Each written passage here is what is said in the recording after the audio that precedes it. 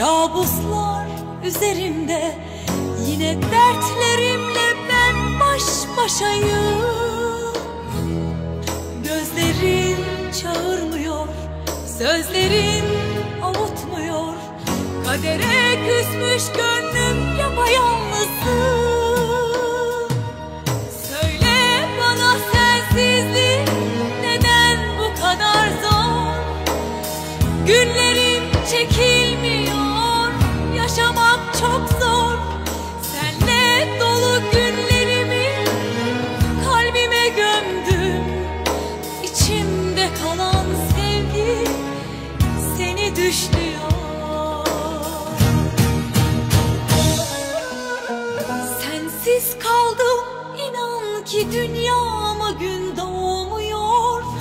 Günahım neydi Tanrım, hasretin çekilmiyor.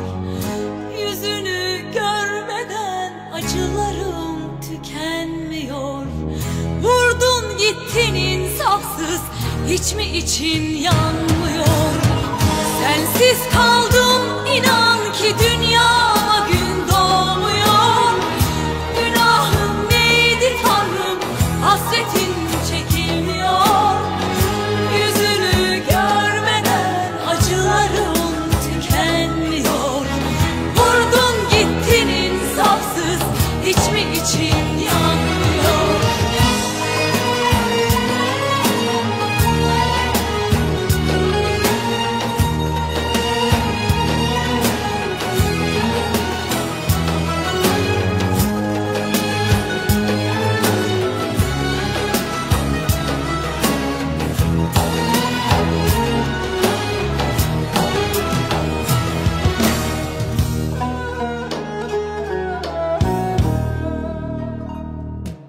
Geceler karanlık, kabuslar üzerimde.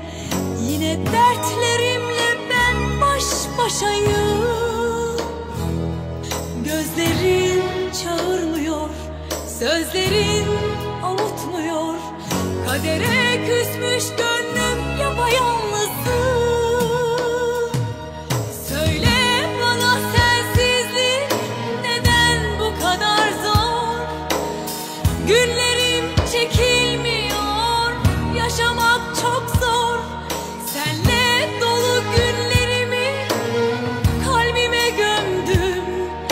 İçimde kalan sevgi seni düşlüyor. Sensiz kaldım, inan ki dünyama gün doğmuyor. Günahım neydi Tanrım, hasretin çekilmiyor.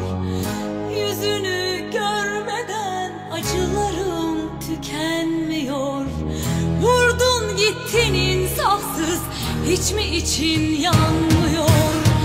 Sensiz kaldım, inan ki dünyama gün doğmuyor. Günahım neydi Tanrım, hasretin çekilmiyor. Yüzünü görmeden acılarım tükenmiyor.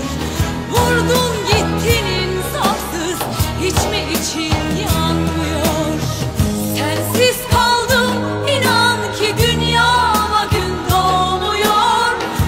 Günahım neydi Tanrım, hasretin çekilmiyor. Yüzünü görmeden acılarım tükenmiyor.